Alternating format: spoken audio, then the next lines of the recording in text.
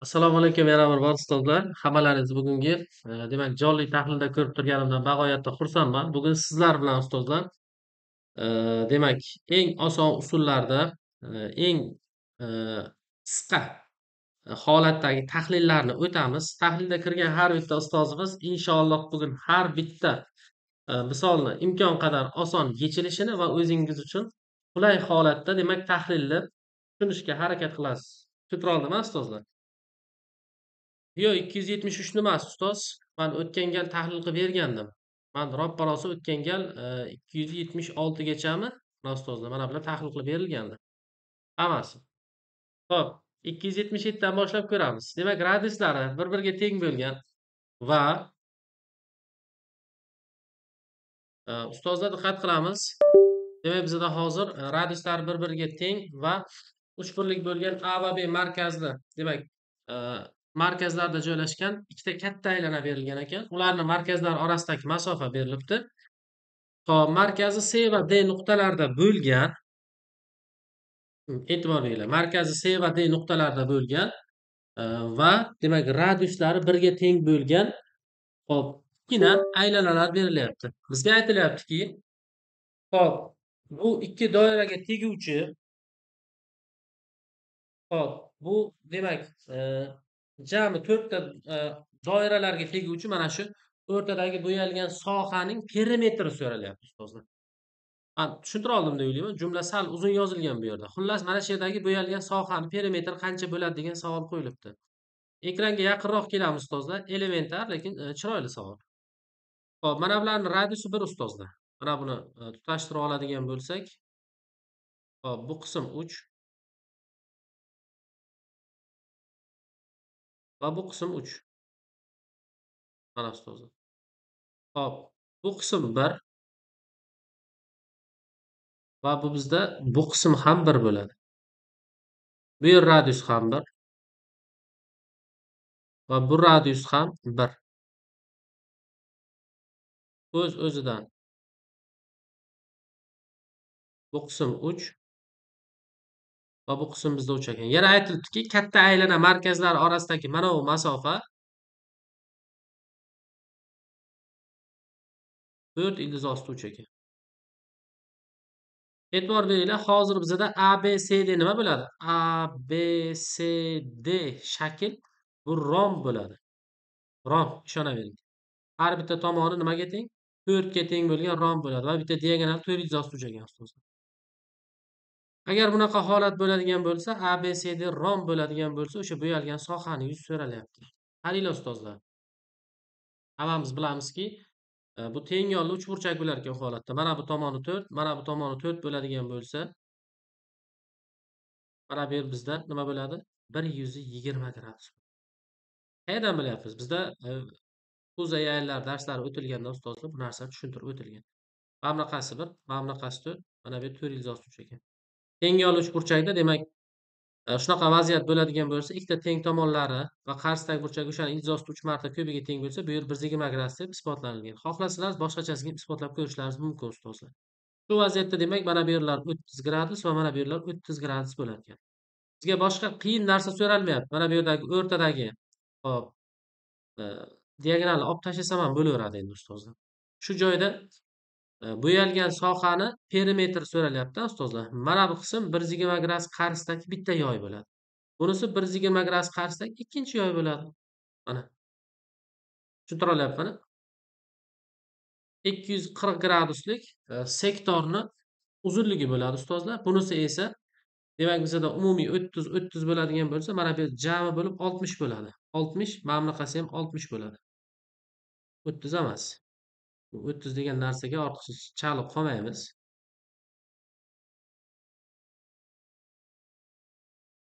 Hop, shunda endi mana bu yoylar uzunliklari mana bu yer va bu yerlar haqida gap boryapti. Demak, bizda hozir e, umumiy siyoh rang yoylar uzunligi demak bizda L1 deb oladigan bo'lsak, bizda R alfamidi? R ni o'rniga 1 qo'ydik. Alfani o'rniga 240 gradus, ya'ni 4pi taqsimda 3 bo'ladi ustozlar. Mana shu. Endi e'tibor beramiz. Keyingisi. Hop, radius 3 ga teng ekan va 60-60 jami bo'lib 120 bo'ldimi? Demak, bizada ikkinchi yoy, umumiy siyoh rang yoylar, havo rang yoylar. Ustozlar, bunda biza L2 hisoblab olinadigan bo'lsa, demak bu yer 60-60 bo'ladigan bo'lsa, R alfa qoidasiga qo'ysak, 3 karra alfani o'rniga 120, 2 pi taqsimda 3 bo'ladi ustozlar. Hop, shunda bizda demak 2 pi taqsim 3 bo'ladigan bo'lsa, bu yer 2 pi bo'lar ekan. Endi 2 piga ustozlar 4 pi taqsim 3 ni qo'shib qo'yasiz. L1 plyusda L2 mida L1 plyusda L2 bo'ladigan bo'lsa, 4 pi taqsim 3 ga 2 pini qo'shib qo'yasiz. Bizda 10 pi taqsimda 3 bo'lar ekan. Hop, keyingi savolimiz ustozlar, berilganlarga ko'ra x topilsin deyilyapti. Hop, diqqat qilamiz mana shu joyda. Hozir bizada hop, x so'ralyapti ustozlar. Endi mana shu joyda e'tibor beringlar.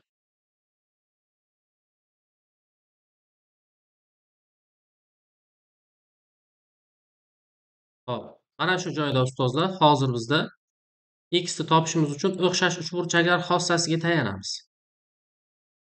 Hop, ya'ni hozir bizada avvalambor mana bu yerdagi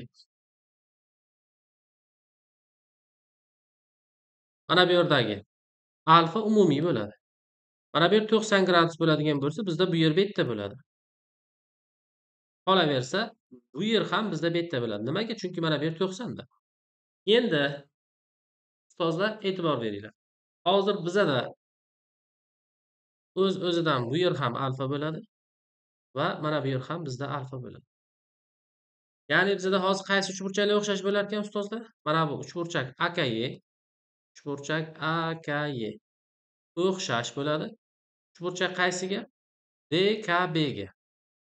DKB o'xshash bo'ladi. Yana qaysiga ustozlar? Mana kattasi. Nima? ABC ga. Uchburchak ABC ga. Endi shu joyga kelib bo'lganimizdan keyin ustozlar o'xshashlik xossalarini qo'llaymiz. Ya'ni uchala uchun ham demak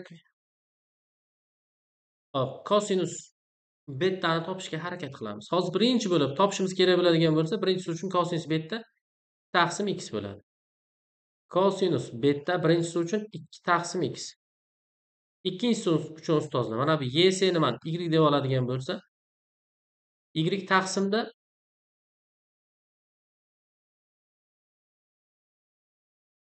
kechirasizlar.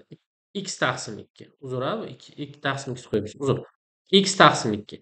Y taqsim 10 bo'ladi. Mana bu yerdan y topa olishimiz mumkinmi ustozlar? Y bizada 5x ekanda, xossani qo'llash uchun. Hop. Endi ustozlar, mana bu yer umumiy olganda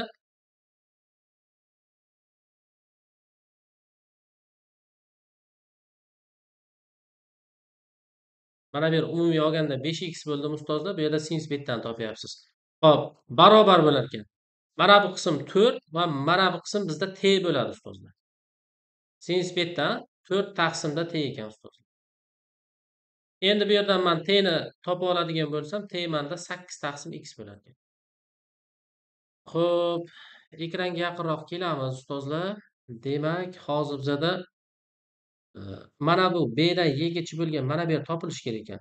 Bu yer umumiy olganda 8 taqsim x bo'lsa, mana bu a y bizada 8 taqsim x minusda 5x bo'ladi ustozlar. Mana. O'ylab ko'ringlar. Bo'ldi ustozlar. Endi mana shu joyga kelib bo'lganimizdan keyin biz nima qilamiz? Biz bevosita demak, hop, x ni izlab ko'ramiz. Pifagor teoremasini qo'llaysiz. Qaysi AKY uchburchak uchun ustozlar? Mana shu yerdagi AKY uchun. Uchburchak AKY. Hop. Mana ustozlar. Bitta kateti x. Ikkinchi kateti 2 va undan keyingi kateti ustozlar hop, bizada 8 taqsim x minusda 5x bo'lar ekan. Hop, shu joyda Pifagor teoremasi qo'llanilsa, demak, 2 ning kvadrati barobar x ning kvadrati plyusdan 8 taqsim x minus 5x ning qaus kvadrati bo'ladi. 4 barobar x kvadrat plyusda 64 taqsim x kvadrat. Hop, minusda 2 ko'paytiruv 8 taqsim x ko'paytiruv 5x plyusda 25x kvadrat bo'ladi ustozlar. Bu xlar bilan qisqarib ketadi. Qolgan ifodalarni hammasini soddalashtiramiz ustozlar. 26x kvadrat. Hop, bu yerda bizda demak 80 qolayotgan bo'lsa, ustozlar 84 bo'ladi. Demak, minusda 80 plyusda 64 taqsim x kvadrat barobar 0 bo'ladi. Endi hop, ikkala tomonni ustozlar x kvadratga ko'paytirib yuboramiz. X kvadratga ko'paytirib yuboradigan bo'lsak, 26 x ning 4-inchisi minus 80.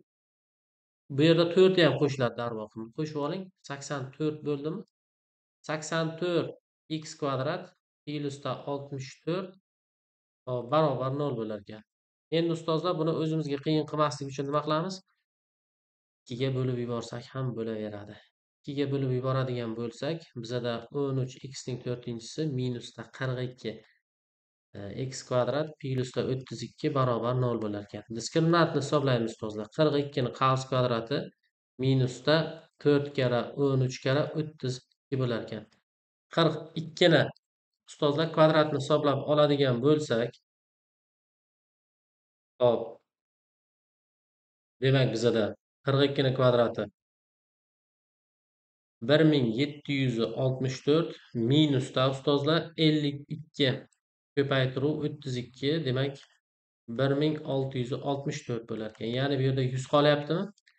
Endi biz x ni topadigan bo'lsak, x barobar 42 plus 10 taqsimda plus minus chiqyapti. Plus minus 10 taqsimda ustozlar, demak 26 chiqyapti.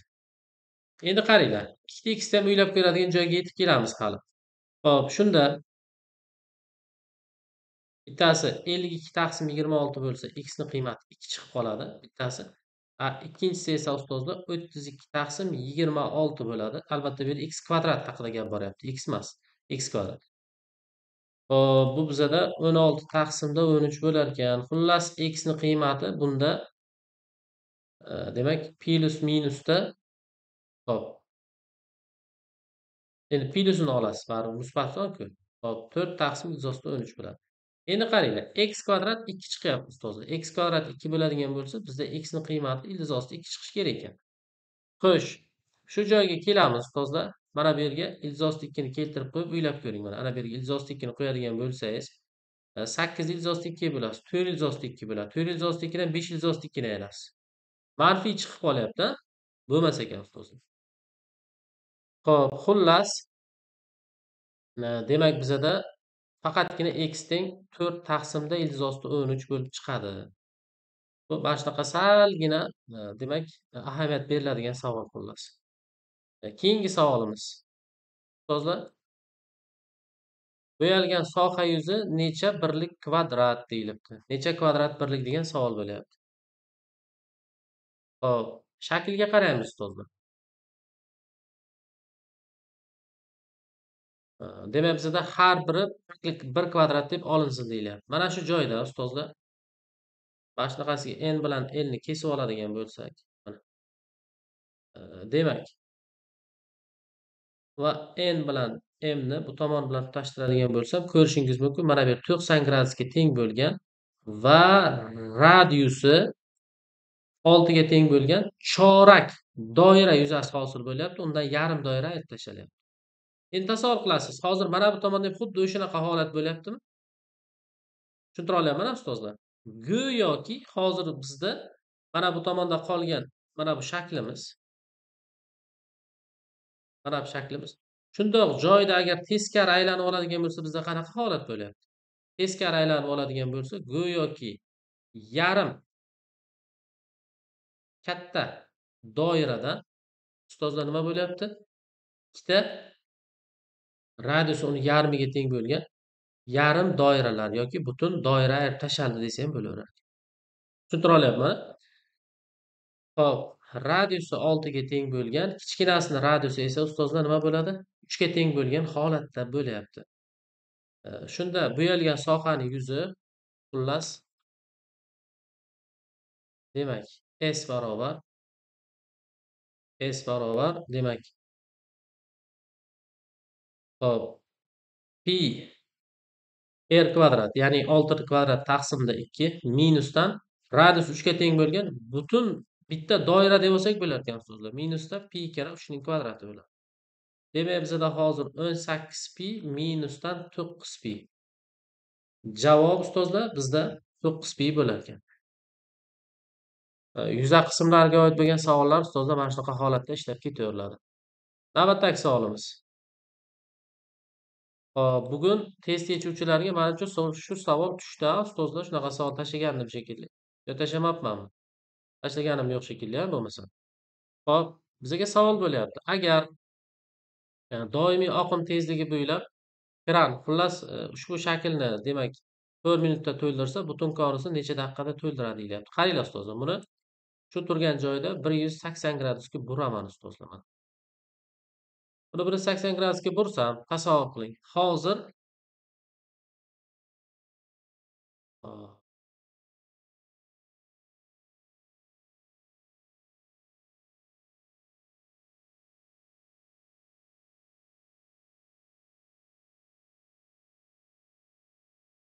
hozir mana shu joyda ustozlar, demak balandlik h ga teng Radius ham kichkina r ga teng bo'lsa. Umumiy katta konusning balandligi 3h ga teng. Tushunyapsizmi? Demak, mana bu 3r ga teng bo'ladi. Shunda hozir tepadagi jismning hajmi V1 deb olsam, V1 bizda nimaga teng bo'ladi? V1 bizda 1 taqsimda 3 hop pi kichik r kvadrat karra h bo'ladi. V katta deymiz. Nima bo'ladi bizda? 1 taqsim 3 karra. Hop, pi karra. Asos radiusi 3r mi? 9r kvadrat. Ko'paytiruvda 3h bo'ladi. Bo'lib yuboradigan bo'lsak, ustozlar V katta. V katta ustozlar. Demak, bizda 27V1 bo'ladi. Tushuntira oldimmi? Mana shu joyga e'tibor beringlar ustozlar. Bizga aytilyaptiki, o'sha tepa qismi 4 daqiqada to'ldirilibdi. Tepa qismi. Hop, V1 4 minutda to'larkan. Butun boshli konus V katta qancha vaqtda to'ladigan savol qo'yiladi. Proporsiyani yechsak, V1 taqsimda V katta 4 taqsimda T bo'ladi. V1 ni o'ziga, V kattani o'rniga 27 V1 ni qo'yamiz. V1 bilan V1 lar qisqarib ketadi. T shunda bizda nima bo'ladi? 108 minutga teng bo'ladi. Tushuntira oldimmi? Strometriyada o'xshashlik xossalarini yaxshi bilgan ustozimiz bu masalani bemalol ishlay olasizlar.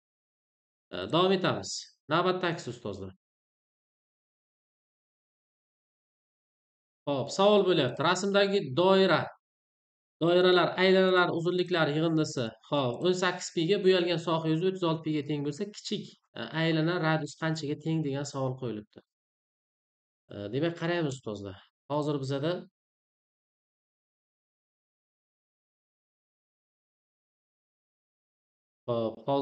ustozlar buni radiusi katta r bo'lsin.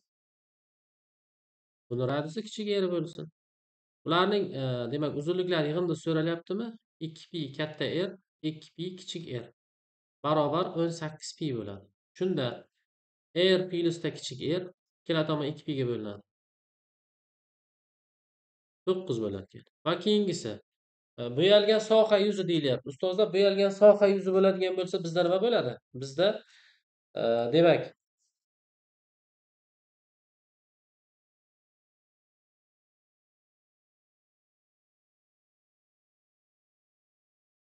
hop pi r kvadrat minusda ustozlar nima bo'lar ekan? Pi kichik r kvadrat barobar hop.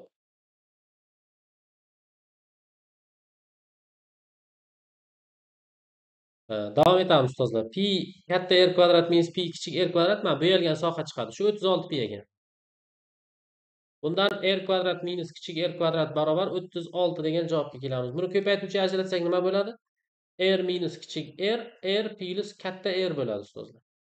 Mana shu narsa ustozlar bizda nima bo'ladi? Bizda 36 bo'lar ekan. R plus r ni o'rniga mana bu yerga 9 ni qo'yib olsam, demak bizda katta r minusda kichik r nima bo'lar ekan ustozlar? 4 bo'lar ekan. Va r plus katta r bizda 9 edi. Kichkina aylanar radius so'ralyaptimi? Ayirib yuborasiz. Shunda 2r barobar 5, r barobar 2,5 ekan. 2,5 qo'yib qo'yishibdi. Zo'r. Keyingisi mana shu aylanalardan qolgan soha yuzi so'ralyapti. Ekranga yaqinroq kelamiz ustozlar. Mana shu soha yuzi qanday qilib topiladi? Hozir bizada bu yer bilan bu yerlar tutashtiriladi va bu yerlar bilan mana bu yerlar tutashtirib olinadi mana. Hop. Endi qaranglar ustozlar, buni har bittasi sizlarga isbot bilan, asos bilan bo'lish kerak-da odatda. Hozir mana shu joyda umumiy olganda qanaqa holat, qanaqa vaziyat bo'lyapti? Qaranglar. Radius 2 ga teng ekan barchasi. Bu bilan buni tutashtira olamiz. Mana bu yer 4. Hop, bu bilan buni tutashtira olamiz. Bu yer 4. Demak, bu bilan buni tutashtirib olamiz. Bu yerda 4. Hop, bu yerlar ham ustozlar nima bo'ladi? 4 ga va bu qismlari ham 4 ga, mana bu qismlari ham 4 ga va mana bu qismi ham 4 va bu qismi ham bizda 4 bo'ladi. Endi haqli savol tug'iladi. Ustoz, mana shu joyda demak, xo'p, umumiy yuza qanday qilib topilyapti? Umumiy yuzani topishda nimalarga yana e'tibor berishimiz kerak degan savollaringiz bo'lishi tabiiy. Hozir e'tibor beringlar mana shu joyda.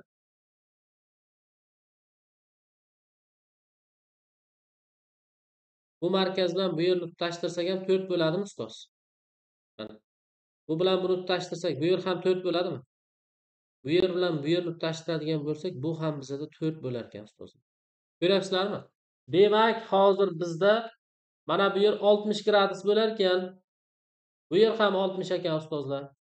Shunda sanab chiqsalaringiz bo'ladi. Bittalab nechta muntazam burchak hosil bo'lishini sananglarchi ustozlar.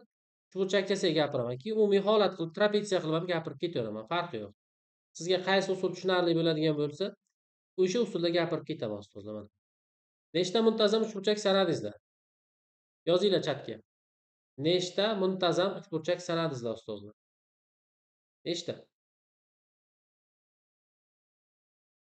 Xo'sh, sanab chiqinglarchi. Demak, tepada 5 ta, pastda 5 ta bo'ladi. 10 ta muntazam uchburchak xohlasalar. 10 ta muntazam uchburchak. Bo'ladimi? Xohlasalar shunaqa deb tushuninglar. Yo'q, sal boshqacharoq fikraman desangiz, unga men javob berib ketaman. Hozir boshqacharoq qulayroq usulda tanlab olishni taklif qilaman. Mana shu joyda. Bu buncha uchburchak qiladigan bo'lsangiz, aniq o'zingiz xizmat doira bo'lib qolasiz, to'g'risida. Mana 60-60 larni ham o'chirib olaylik. Men bu yerda shunchaki shuni 120 gradus ekanligini isbotlab ko'rsatdim va endi qaranglar ustozlar. Hozir mana shu joyda demak, hop, bu yeri 120 gradus, bu yeri 120 gradus va bu yeri 120 gradusga teng bo'lgan nechta sektor bo'ldi? Bu yerda bitta doira hosil bo'ladi xullas. Mana bu, hop, mana bu yer bitta doira bo'ladi. Mana shu uchala ustozlar. Bu bitta doira bo'ladi. Hop. Mana bu bilan mana bu yarim doira bilan bu yarim doira yana bitta butun doirani beradi ustozlar. Endi hop. Mana bu doira sektor. Bu 120 graduslik sektor va mana bu 120 graduslik sektor yana bizda nima bo'ladi? Yana bitta bizda demak butun doirani beradi. umumiy olganda qaranglar ustozlar, mana bu yerdagi sariq qizilga bo'yalgan yuza kerakmi? Hozir men sizlarga mana bunaqa usulda tushuntirib bermoqchiman. Tasavvur qiling, mana bu joyda 6 burchak berilgan. 6 burchak. Ustozlar, yuqorisi necha ekan? Hop, yuqorisi 8, yon yoqlari 4 dan. Yuqorisi 8, yon yoqlari 4 dan va mana bu yerdagi markaziy burchagi 60 gradus deb olsam, xullas ikkita teng yonlik trapetsiya bir-biriga yopishtirib turilibdi. Mana shu yuzini topasiz. Mana. Bu o'rtasi bizada demak 12 bo'ladi xullas. Keltirib chiqarsangiz ham bo'laveradi, shundoq o'zi topib qo'ysangiz ham bo'ladi. Xullas bu o'rta 12 bo'ldimi? Mana bu yerda balandlik bizda qancha bo'lar ekan? Balandlik bizada 2 ildiz osti 3 bo'lar ekan. Mana shu trapetsiya ustozlar.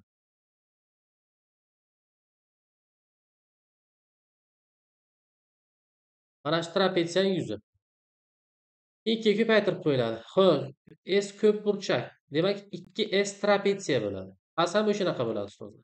Ya'ni 2 karra tepa 8, past 12, taqsimda 2, balandlik 2 ildiz osti 3 ekan ustozlar.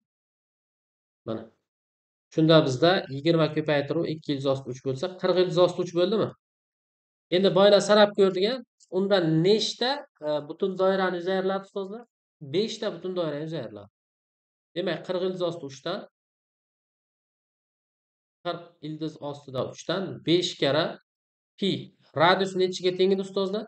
Radiusi 2 ga teng bo'lgan doiralar bo'lsa, demak 2 ning kvadrati bo'ladi.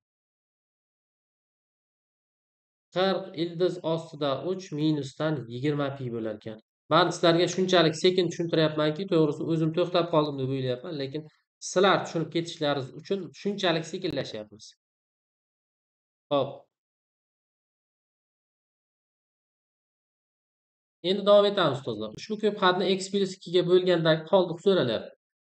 Hozir birinchi bo'lib mana shu joyda ustozlar ko'p xatni o'zini soddalashtirib olishga harakat qilamiz. Px ko'p xat agar kvadratga ochiladigan bo'lsa, x minusdan 2 a karra ildiz osti x plyusda a kvadrat. Hop, plyusda x kvadrat minusda ax va plyusda 4 bo'lyapti. E'tibor beringlar ustozlar. Hozir bizga aytilyaptiki, ko'p xatni x + 2 ga bo'lganda qoldiq topilsin deyilyapti. Biz mana shu berilgan holati bo'yicha, demak, umumiy olganda hop, mana shu ko'p xat x + 2 ga bo'linadi deyilganda, demak, odatda Bezo teoremasi bo'yicha biz x ni -2 ga tenglashtirib qo'yib chiqishimiz kerak. Bu birinchi masala. Ikkinchi masala ustozlar, bizda hozir a qanday ifoda bo'ladiki, bu yerda ushbu ifoda ko'p xatni ifodalashi kerak. Bitta narsaga ham e'tibor beringlar ustozlar. Ifoda ko'p xat bo'lishi uchun bizda demak x darajalari butun bo'lishi kerak degan qoida bor ustozlar. Yodlaringizda bor-a? Butun bo'lishi shart edi. Tushuntira olyapman-a sizlarga? Bu ildiz osti x bu unda ko'p xat bo'lmay qoladi. Tushunyapsizlar-a? Shuning uchun demak bu yerda hozir ko'p xat bo'lishligi, ko'p xat sharti bajarishligi uchun ildiz osti x bo'lgan bizda demak ildiz osti x bo'lgan qism qisqarib ketsagina ko'p xat bo'ladi. Demak, bu qism qisqarib ketishi uchun a ni o'rniga biz 0 berib olishga majburmiz. Tushuntira olyapman-a? Daraja bizda butun bo'lishi kerak, ratsional bo'lmasligi kerak. A 0 ga teng bo'ladi. A 0 ga teng bo'lsa bu qism qisqaradi, bu qism va mana bu qism bizda qisqaradi. Demak, hozir Px ko'p xat bo'ladi a teng 0 bo'lganda va x kvadrat plus x plusda 4 bo'lar ekan. Endi mana shu ko'p xatni ustozlar nima qilamiz? X + 2 ga bo'lganda qoldig'ini topamiz. Tushuntira olyapmiz-a? Shunda demak Px x + 2 ga bo'lganda qoldiq topishimiz uchun demak biz x + 2 ni 0 ga tenglashtiramiz. Ya'ni x teng -2 bo'ladigan bo'lsa, mana bu yerda -2 ni qo'ysangiz qoldiq chiqadi. Hisoblab ko'ramiz. 4 -2 plyusda 4. Javob bizada 6 bo'ladi. Xo'p, keyingisi ko'paytmani 7 ga bo'lganda qoldig'ini toping deyilibdi. Xo'p, ustozlar birinchi bo'lib 4 dan 4 ko'paytiramiz. 4 dan 4 ko'paytirsak bizada 3 ni 40-minusda 1 bo'ladi. Shuni 7 ga bo'lgandan qoldig'ini topishimiz kerak. Endi e'tibor beringlar ustozlar. Buni bevosita Ferma teoremasiga ko'ra qoida bor ustozlar. A va B sonlar E kubi 1 ga teng va B nima edi ustozlar? Tub son bo'lsa, qoida bordir. A ning B minus birinchisini B ga bo'lganda 1 qoldiq chiqadi degan qoida bor. Ya'ni hozir siz bilan men hop, buni qanday tushunsak ekan? Demak, aytaylik. Xo'p, bizada hozir mana shu joyda demak 3 ni 3 bilan 7 E kubi 1 ga tengmi? 1 ga teng.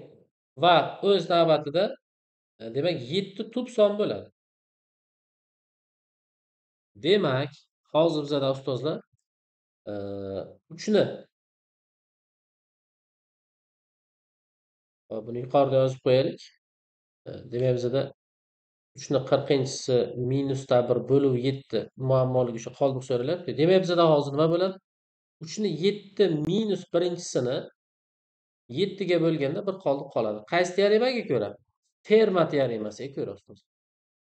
U holatda 3 ni 40-chisini men 7 ga bo'ladigan bo'lsam, nima deb yoza olaman? 3 ni 6-chisi, ya'ni 3 ni 36-chisi hop, ko'paytirib 3 ning 4-chisi minusda 1 ni 7 ga bo'laman. Hop, 3 ni 36-chisini 7 ga bo'ladigan bo'lsam 1 qoldiq. 3 ning 4-chisi bizada 80 bo'lsa, 81 bo'lsa ustozlar, 81 ni 4 ga bo'lamiz. 81 ni 7 ga bo'lamiz. 4 qoldiq. 1 ni ayiradigan bo'lsak, bizda 3 qoldiq qoladi. Mana bu qismda 1 qoldiq qoladi. 3 ning 4-chisidan 4 qoldiq qoladi. 4 qoldiqdan 1 qoldiqni 1 ni ayiradigan bo'lsak, bizda 3 qoldiq degan natija kelib chiqadi. Xo'p, 285-savolni menimcha bugun ko'rgansizlar, to'g'rimi? Bugun ko'rgansizlar va uni demak biz testda tashlagandik. Mana shu 285-misolni yechilish usulini yoki yechilishni biladigan ustozlarimiz bormi chatda? Men so'z beraman. Siz usulingizni tushungan bo'lsam, hozir bizada 1 bo'lyapti. Plyusda demak 2, 4, 6 xullas hammasini bitta qatorga tizdik. Qavscha yozib oldik. 2 hop, 3 endi bunagidan ham yozib ketaveramiz. 4 va hokazo 45, 46. Shuni har birini 47 ga bo'ldingiz, to'g'rimi? Ustoz, mikrofoningiz ochiqmi? Ustoz aytayapti, har birini bo'lib chiqdim deyaptilar. Har birini bo'lib chiqqanda demak, 1 ni 47 ga bo'lsa 1 qoldiq bo'lar ekan. 2 ni 47 ga bo'lsa 2 qoldiq bo'ladi. Bunga 3 qoldiq bo'ladi. Hop, bunga 4 qoldiq bo'ladi va hokazo 46 qoldiq bo'ladi deyaptilar. Shunda ustoz nima qildim dedingiz? Qoldiqlarni har birini nima qildingiz? Qo'shib chiqdingizmi shunda? Demak, biz bu yerda Wilson teoremasidan foydalanamiz. Wilson teoremasining qoidasi bo'yicha nima deyiladi ustozlar? Bu usul endi birozgina sal o'xshamadi shekilli, chunki bu yerda qoldiqlar ko'payishi kerak-da odatda. Wilson yana boshqa usul kutib qolaman. Yozinglar agar boshqa usul bo'lsa, o'zaro fikr almashaveramiz ustozlar. Wilson teoremasi bor. Wilson teoremasi nima deb aytadi ustozlar? Qaranglar. Agar n tub son bo'lsa, demak, n minus 1 faktorialni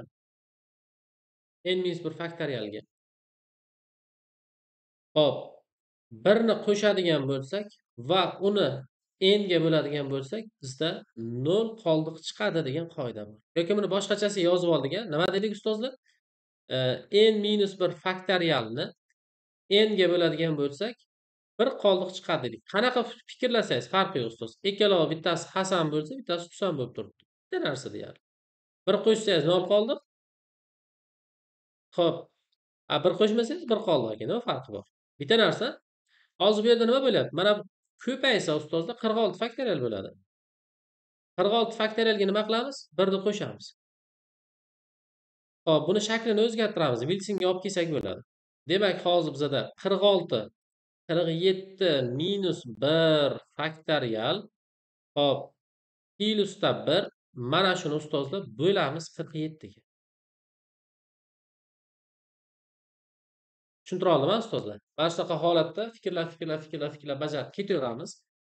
Demak, shunda ustozlar bizada hop, umumiy olganda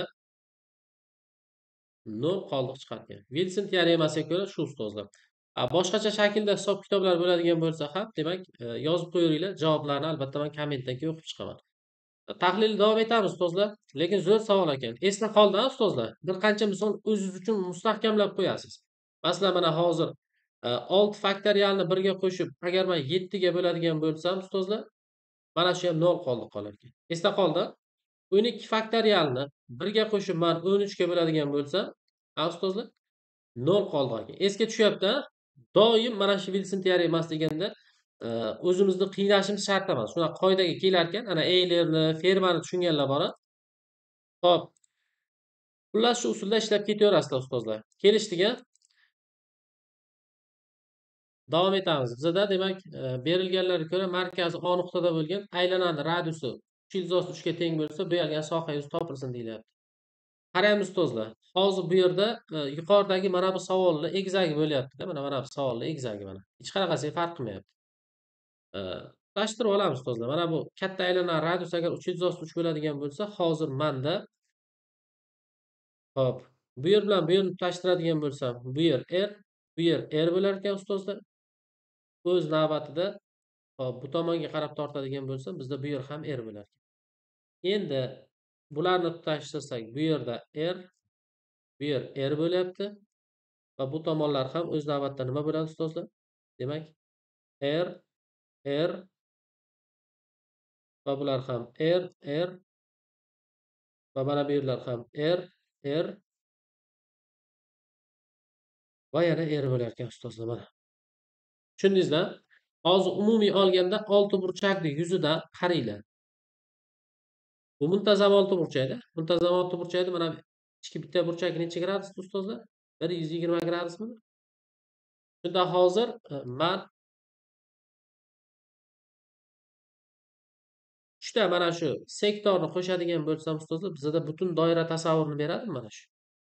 Bitta butun doira tasavvuri. Bera olar ekan. Shunda hozir nima qilaman? S 6 burchakning yuzidan 2 kera S nima qilaman? Doirani ayirib tashlayman. 6 burchakni tomonini topishimiz uchun, demak, katta aylana radius agar 3 bo'ladigan bo'lsa, mana tutashtirib ko'ringlar ustozlar. Xohlasangiz mana markazlarni tutashtiringlar mana bu yerda. Mana bu yerlar bizda nima bo'ladi? Mana bu yer 2 R beradi. Bu yer 2 R bo'ladi. Bu yer 2 R bo'ladi. Va bu bilan qo'shib hisoblaganimizda jami mana shu joydan to mana bu chetgacha jami 3 ku.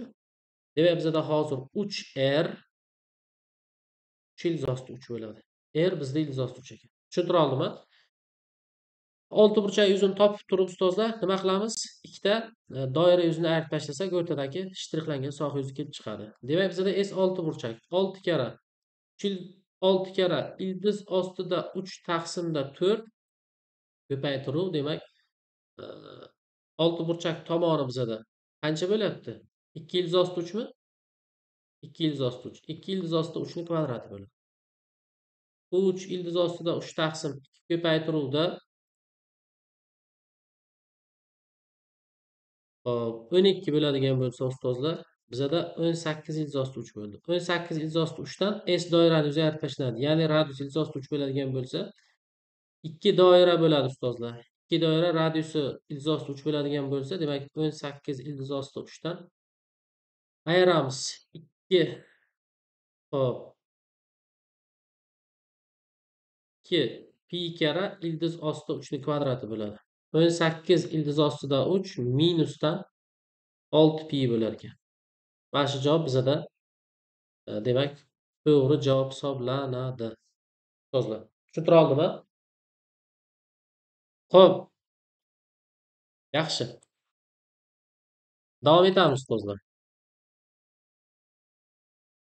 Hop, men ko'pchilik savolni katta o'tirgan ustozlarimizga tanish deb bilaman. 287 bilan 288-misollar sizlarga tanishmi yo endi ko'ryapsizlarmi?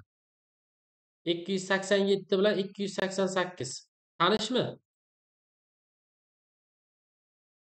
Tanishmi ustozlar? Yechganmizmi? Yecha olamizmi o'zimiz? Hop, bu tanish bo'ladigan bo'lsa ustozlar yana bir marta bilib qo'yganimiz o'zimiz uchun foydaga. Chunki ba'zi tahlilni ko'rayotgan, video tahlilini ko'rayotgan ustozlarimiz baribir tushunmasdan qolishlari ehtimoli bor. Hop, umumiy olganda mana bu yer bizda A bo'ladigan bo'lsa, bu yer teng o'rtasi bo'lsa ustozlar. Mana bularni teng o'rtasi va bu yon tomonlarni mos holatda teng o'rtasi bo'ladigan bo'lsa, bu yer A bo'lsa, bu yer bizada A taqsim 2 ekan ustoz. Mana bu yer pasti B bo'ladigan bo'lsa, bu yer B taqsim 2 ekan. Har ikkalovi uchun umumiy balandlik bizada nimaga teng bo'ladi? Har ikkalovi uchun umumiy balandlik ustozlar h taqsimda 2. Bu uchun ham nima bo'ladi ustozlar? Mana davomi yana h taqsim 2. Nima? Chunki balandlik ham teng 2 ga bo'linyapti-da. Hozir trapetsiya yuzini topadigan bo'lsak, S trapetsiya ABCD nima bo'ladi ustozlar? A plus B taqsim 2 ko'paytiruvda balandlik ekan. Shu bizada 60 ga teng, A plus B kara h bizda qanchaga teng bo'ladi? Bu bizada 120 chiqar ekan ustoz. Endi mana shu ikkita yuza topiladi. Mana bu yuza va bu yuzalar. Bizda S, hop buni bir O nuqta deb oladigan bo'lsak, S A Y O E A Y O B ekan. Hop, bir tomoni A, bir tomoni A taqsim 2, balandlik h taqsim 2 bo'ladi. A plus A taqsim 2 taqsim 2 trapetsiya balandligi yana h taqsim 2 bo'ladi ustoz. Jami hisoblab olinadigan bo'lsa, hop bizada 3 AH taqsimda 8 bo'ladi. S bu tomoni. Demak, hop CDOF ni topadigan bo'lsak, mana bu S2 ni. Hop bu bizada nima bo'lar ekan? Xuddi shunday B plus B taqsim 2 taqsim 2 kara H taqsim 2 bo'ladi. 3 BH taqsimda 8 bo'ladi.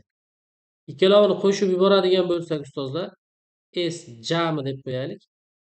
S jami. Ikkalovini qo'shib oladigan bo'lsak, 3 taqsim 8 ni va H ni olib chiqsam. A plusda B bo'ldimi?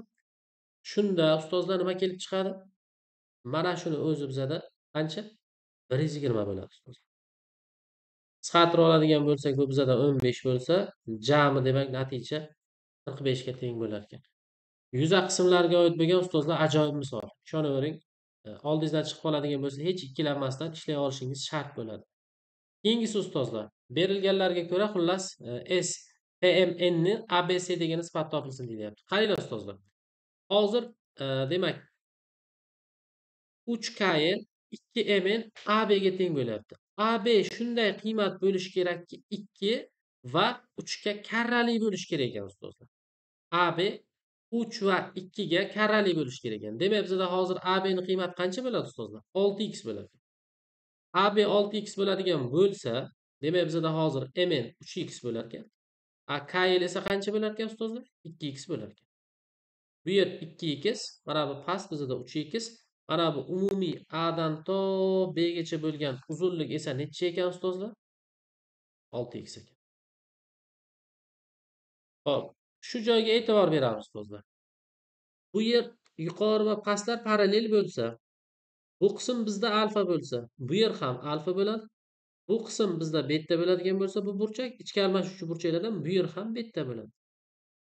Bu kesishuvchi P bo'ladigan bo'lsa, xullas mana bu tepadagi uchburchak mana bu KPL o'xshash bo'lar ekan nimaga? Uchburchak PMN ga. Mana ustoz. Ular o'xshash bo'ladigan bo'lsa, demak tomonlarga proporsional qilib balandlikni yoza olamiz. 3x ga bos bo'lgan balandlik ustozlar bizda 3h bo'ladi. Tepasini balandligicha ustozlar? Tepasini balandligi 2h bo'ladi. Shunda hozir menda so'ralyaptiki, mana bu PMN ning yuzi bilan ABCD parallelogramning yuzi so'ralyapti. S PMN nima bo'lar ekan ustozlar?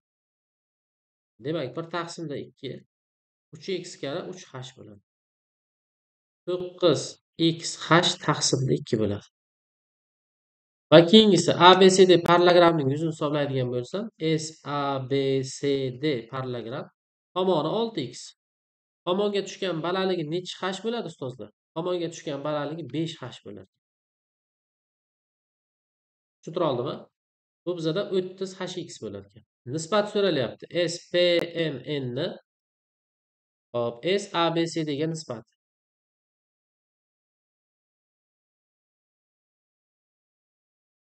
Tepa bizada 9x h taqsimda 2 taqsimda 30hx bo'ladi. Bo'lib yuboringlar ustozlar. Bo'ladigan bo'lsak 9hx taqsimda 60hx bo'ladi. Bu hx dan qisqarib ketadigan bo'lsa, bizada 3 taqsimda 20 bo'ladi natija. Xo'p. Endi ustozlar. Keyingisi. Bu savol ham bizlar uchun tanish ustozlar. Buni ham ko'rib chiqqanmiz. Siz bilan har bittasini o'zi aslida bu savollar ko'rilmagani qolmaganda, hammasini ko'rganmiz. Shunaqa bo'lsa ham ustozlar bir qadar sizlar bilan ko'rib chiqishimiz kerak. Chunki savol bizga tanish deganimiz bilan ham aslida nima bo'lyapti ustozlar? Bizni yonimizdan chiqadigan bo'lsa, biz bu narsaga qiynalmasligimiz juda ham zarur. Shuning uchun ham ustozlar sizlar bilan shuni oxirigacha ko'ramiz. Mana shu soha yuzi so'ralyapti ustozlar. Bu soha yuzini topishimiz uchun demak funksiyani tenglamas tuzib olinadi. Bu yerda hozir ildizosti y barobar 2 minus ildizosti x desak, y ni topadigan bo'lsak, bizada kvadratga oshirilsa 4 minus 4 ildizosti x plyusda x bo'lar ekan. Men bundan boshlang'ich olaman va chegarani nima qo'yaman ustozlar? 0 dan 4 gacha qo'yib olaman.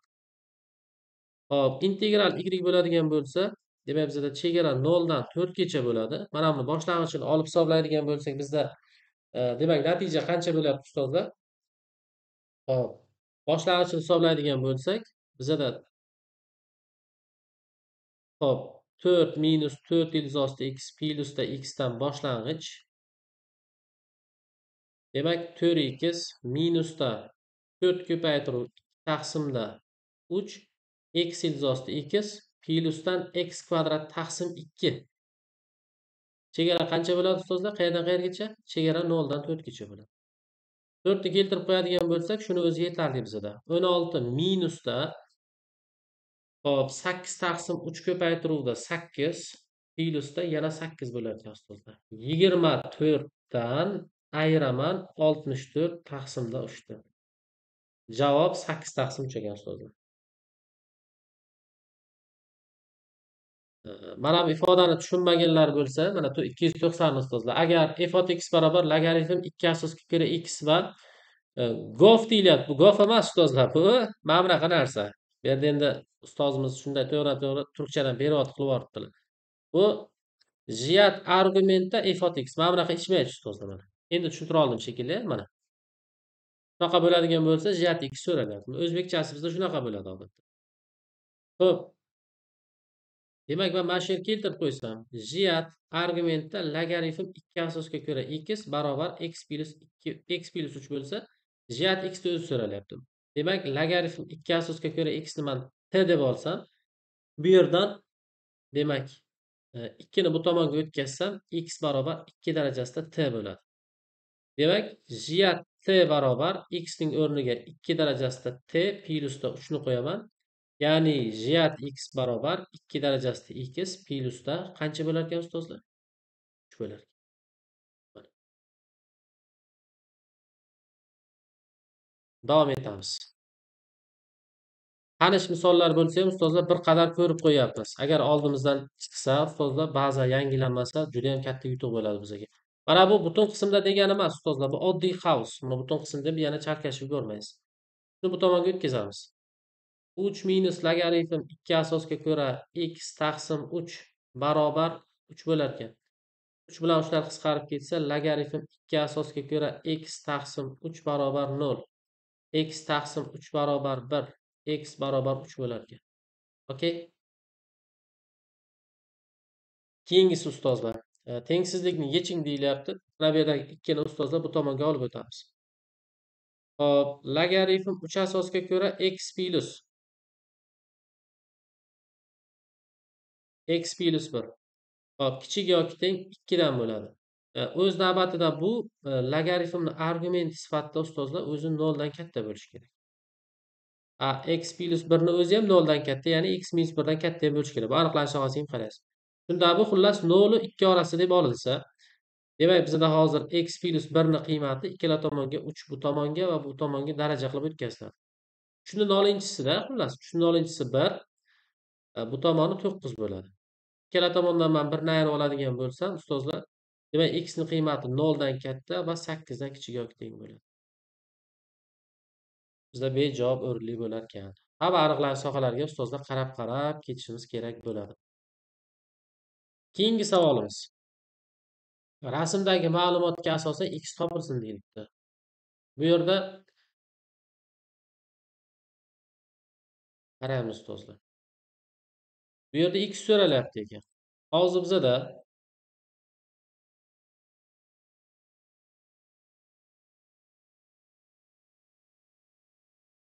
e'tibor beramiz. Buni sekin pastga qarab tortadigan bo'lsak, bu yerda 2 bo'lgan kesma mana bu yerda ham akslandi ustozlar. Mana bu qismi ham bizada 2 bo'ldi. Yuqorisi 8 midi ustoz? Mana bu qism ham bizada 8 bo'ladi. Va bu yer 90 graduslik bo'ladigan bo'lsa, bu holatda bu yer bizda balandlik vazifasini bajaradi.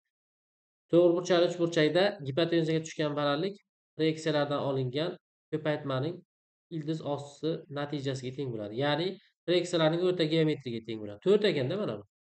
Demak, hozir bizada Y dan pastdagi, hop, qandaydir K nuqtagacha bo'lgan masofa 7 ekan. X ham 7 ustozlar. Bu kvadrat tomoni-ku. To'rtburchak tomoni. Bunda 7 bo'ladi ustozlar.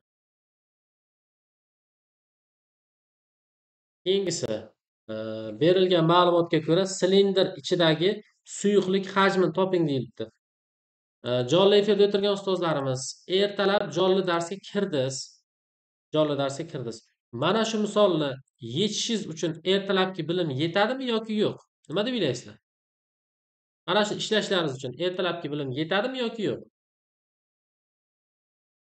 Men ustozlar o'sha kuni proyeksiyalar ko'rsatganimda aytgandimki, ikkita usulda ko'rsatgandim. Kimga qaysi usul tushunarli bo'lsa, o'sha usulda ishlab beraveramiz. Xullas, Y dan F gacha bo'lgan mana bu masofa 2.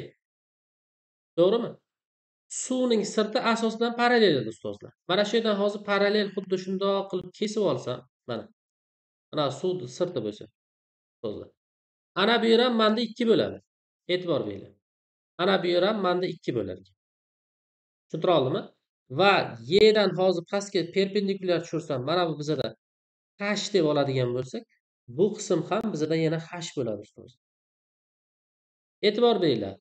A dan O gacha bo'lgan asos radiusi 4 ekan ustozlar. Asos diametri bizada 8 bo'ladimi shunda? Bu yer 90 gradus bo'ladimi? Bu yer 45 bo'lsa, bu yer ham bizada 45 bo'lyapti ustozlar. Demak, h ni qiymati bizada 2 ilzosti 2 bo'lar ekan va mana bu qism ham bizada nima bo'lar ekan? 8 bo'lsa 4 ilzosti 2. 4 ilzosti 2, bu qism ham 4 ilzosti 2. Xullas, mana bu yer ham bizada 4 ilzosti 2 ekan. Men nima demoqchiman ustozlar? Hozir bizada mana bu joyda asos bu joyda asos radiusi diametr mana bu 8 bo'lsa ustozlar, mana bu qism ham bizada 8 chiqadi. Tushuntira oldimmi? Endi bemalol o'sha ertalab aytgan formulani ishlataveringlar.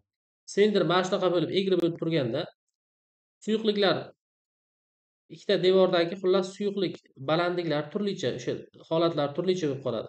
Aytdimki, suyuqlik mana bunaqa holatda tursa dedim, bu qism A bo'lsa, bu qism B bo'ladigan bo'lsa, hop, mana bu yer R bo'ladigan bo'lsa, xullas stakan mana silindr tiklanganda balandlik nimaga teng bo'ladi deyilsa, o'sha balandlik bizada A plus B taqsim 2 dir. Mana endi solib ketaveringlar.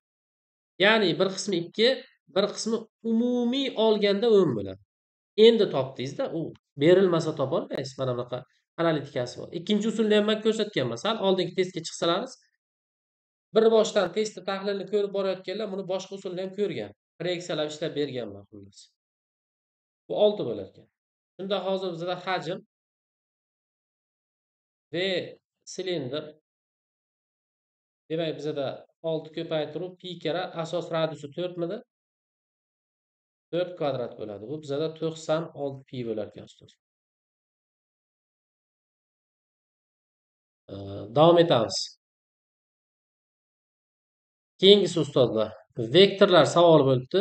A, B vektorlar berilgan ekan. Xullas ushbu tenglik o'rinli bo'lsa, x plyus y ning qiymati so'ralyapti. Nima qilamiz ustozlar? Qaranglar. Demak, x kara a ni o'rniga men qo'yib olaman.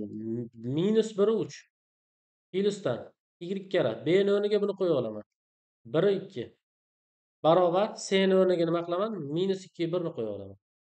Ochib chiqsam ustozlar, -x u 3x bo'ladi. Plyusdan hop, y u 2y bo'ladi. Barobar -2 1 ekan. Endi birinchi koordinataga qo'shiladi, bunga teng bo'ladi. Ya'ni y minus x bizada -2 ekan va keyingisi ikkinchi koordinataga qo'shilib turib bunisi chiqadi ustozlar. Nima bo'lar ekan? 3x plyusda 2y bizada 1 ekan ustozlar. Shu yerda x ham y ham kerak ekan ustozlar. Nima qilib topamiz? Hozir mana shu berilgan holatida ustozlar, demak, tepani hop, 3 ga ko'paytirib qo'shib yuboramiz. Tepani 3 ga ko'paytiradigan bo'lsak,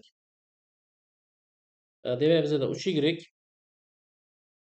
minusda 3x barobar -6 ekan va pastki qism 3x plyusda 2y barobar 1 ekan. Ikkalovini qo'shib hisoblaydigan bo'lsak, bizda y ning qiymati 5y barobar -5, y -1 chiqadi ustozlar. Y -1 chiqadigan bo'lsa, keltirib qo'yamiz. Xohlagan bitta tengligimizga, masalan, mana bunga keltirib qo'yamiz ustozlar. Keltirib qo'yadigan bo'lsak, -1 -x barobar -2 bo'ladigan bo'lsa, x bizda 1 ekan ustozlar. Shunda bularning yig'indisi hisoblanishi kerak bo'lsa, 1 plyusda -1 ni hisoblaysiz. Javob 0 bo'lar ekan. Davom etamiz. Keyingisi, agar geometrik progressiyaning dastlabki n ta hadi yig'indisi ushbu formula bilan ifodalansa, ikkinchi xat qanchaga teng deyilyapti. Xo'p, ustozlar, bu yerga Snga diqqat qilamiz. Sn mana shu formula bilan topiladigan bo'lsa, bizda hozir S2 ni topish uchun har bitta n bor joylarga 2 qo'yib chiqiladi. Ya'ni 5 kara 3 darajasida 2 minusda 5 bo'lar ekan. 45 dan 5 ni ayiramiz 40 ustozlar. Bu bizada B1 plus B2 degani yodingizda qoldi. Endi S1 ni hisoblaymiz. Hop, 5 kara 3 ning birinchisi minusda 5 bo'ladigan bo'lsa, demak 15 minusda 5 bizda 10 bo'lar ekan. Bu B1 ga teng bo'ladi. Mana shu joyni o'zida ustozlar sistemani shundoq ayirib yuborasiz. Bizda B2 ning qiymati qanchaga teng ekan ustozlar? 30 ga teng bo'lar ekan. Xo'p. Navbatdagisi ustozlar.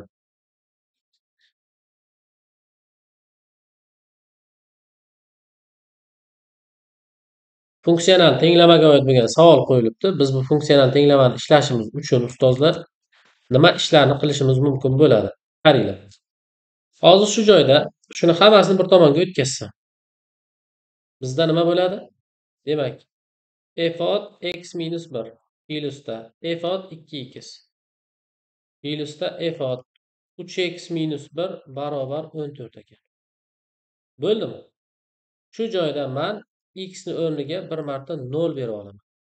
0 bera oladigan bo'lsam, f ot minus 1 plyusda f ot 0 plyusdan f ot minus 1 barobar 14 ekan. Ikkinchi marta x ni o'rniga ustozlar 1 beraman. 1 berib oladigan bo'lsam, bizada birinchisi f ot 0 bo'lar ekan. Plyusda f ot 2 plyusda yana f ot 2 barobar yana 14 bo'lar ekan. Ikkalovini qo'shib yuboradigan bo'lsak ustozlar, 2 f ot 2 bo'ladi. Plyusda 2 f ot 0 bo'ladi. Plyusda 2 f ot minus 1 barobar 28 bo'lar ekan. 2 ga bo'lib yuboradigan bo'lsak, f ot 2 plyusda f ot 0 plyusda f ot minus 1 bizda 14 ekan. Javob variantlari ichida ustozlar shu 14 ga karraliroq qiymatlar olib ketilganda bunaqa savollarda ehtimol to'g'ri bo'lishi oshadi. Navbatdagisi, f funksiya uchun ushbu tenglik o'rinli bo'lsa, demak bizda aytilyaptiki, f ot minus 1 ya'ni teskarisida, demak, minus 1 taqsim 2 qo'yilganda qiymat nima bo'lishligini toping deyilibdi. Demak, hozir 2x kvadrat minus 4x plus 7 t bo'ladigan bo'lsa ustoz. Bundan men 2x kvadrat minus 4x ni topsam t minus 7 bo'lar. Bu yerdan x kvadrat hop minusda 2x topadigan bo'lsam t minus 7 taqsim 2 bo'ladi. Bundan 2x minus x kvadrat topsam 7 minus t taqsimda 2 ekan ustozlar. Keltirib qo'ysak, f od t barobar demak 7 minus t taqsim 2 plyusda 4 bo'ladigan bo'lsa, bu bizada 15 minus t taqsimda 2 bo'ladi. Bo'ldi ustozlar. Funksiyani o'zi shunga teng ekan. F od x 15 minus x taqsim 2 ekan xullas. Bizaga aytilyaptiki, teskarisi minus 1 taqsim 2 bo'lganda. Odatda ustozlar funksiya o'zi x va qiymati y bo'ladigan bo'lsa, teskarisida bular almashadi, butunlay almashadi. Teskarida nima bo'ladi? Bunisi x ga almashib qoladi, bunisi esa y ga almashib qoladi. Hozir nima bo'lyapti?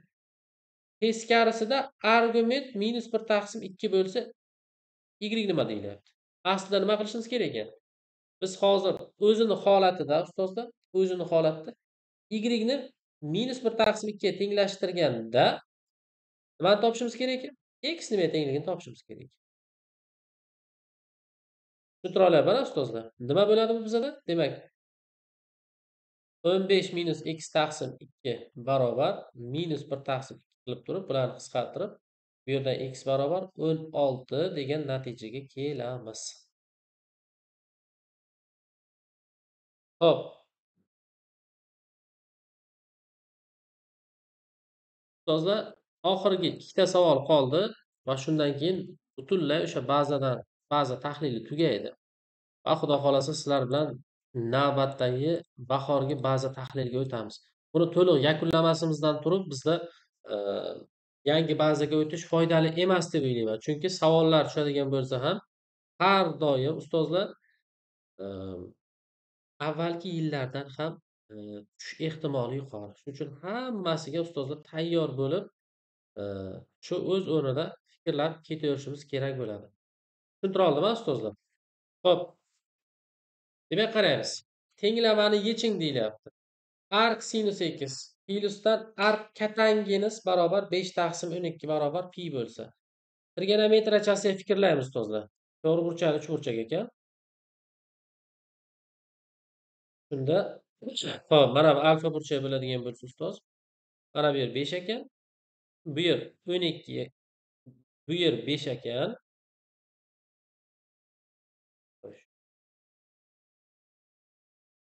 Arc katanginus darvoqe. Mana bu yer 12 ekan ustoz, mana bu yer 5 ekan. Shunda katangens alfa 5 taqsim 12 bo'ladi-da. Katangens alfa 5 taqsim 12 bo'ladi shunda. Shunda sinus alfa nima bo'ladi? Sinus alfa manda bu yer 12 bo'lsa, bu yer 13 bo'lsa, sinus alfa demak hop 12 taqsimda 13 bo'ladi. Bu go'yoki bizda alfa bo'ladigan bo'lsa, demak, hozir bizada alfaning qiymati arc katangens 12 taqsim arc katangens 5 taqsim 12 yoki bir vaqtning o'zida nima ekan? Bir vaqtning o'zida arc sinus 12 taqsim 13 ekan. Keltirib mana shu yerdan xullas arc sinus x ni topishimiz kerak bo'ladi. Demak, arc sinus x plyusda arc sinus 12 taqsim 13 barobar pi.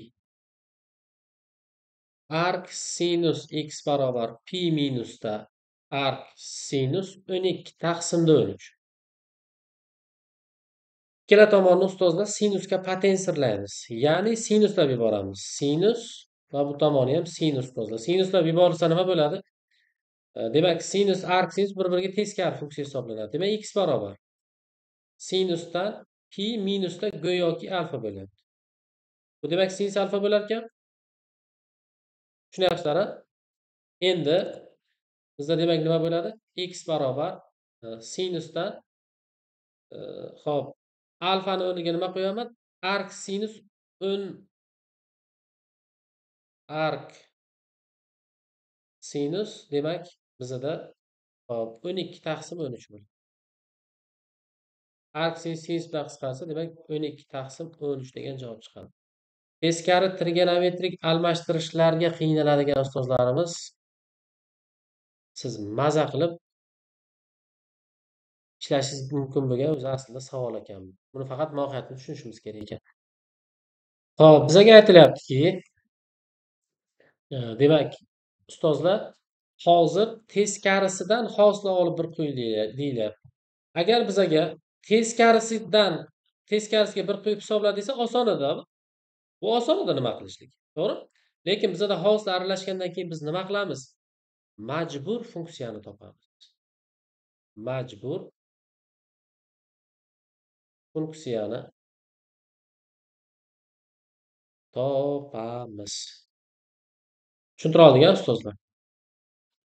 Hozir bizada demak x kvadrat plus 1 taqsim 2 barobar t bo'ladigan bo'lsa,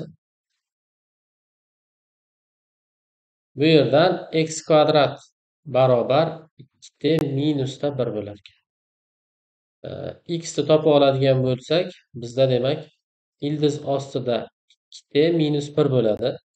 Xo'p, endi bu yerga keltirib qo'yib, xullas topsangiz f ot t ni f ot t barobar demak ildiz ostida 2t minus 1 ni xo'p kubi plyusda 2 taqsimda 3 ekan.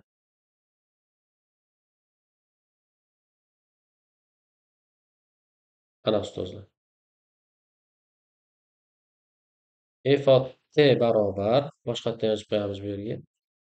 F ot t barobar ildiz ostida t minus 1 ni kubi plyusda hop 2 taqsim 3 ekan. Endi nima qilamiz ustozlar? Shuni teskarisini topishimiz kerak ekan. Teskarisini topadigan bo'lsak, mana bu qism bizada go'yoki x bo'ladi. Bu qism demak hop demak t 2 y minus 1 ni 3 taqsim ikkinchisi plyusda 2 taqsimda 3 ekan. Shu yerdan xullas y topa olishimiz kerak.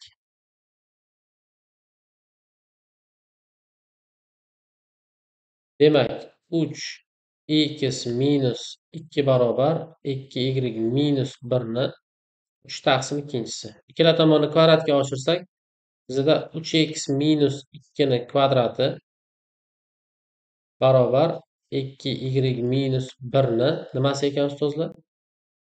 Kubi bo'lib qolar ekan. Ikkala tomonda endi nima qilamiz ustozlar? Ikkala tomoni kvadratga oshirildi.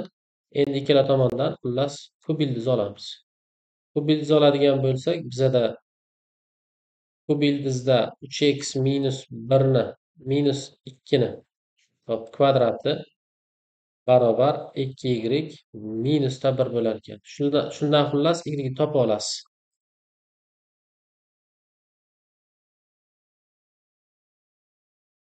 Shundan y topa olinadigan bo'lsa ustozlar, demak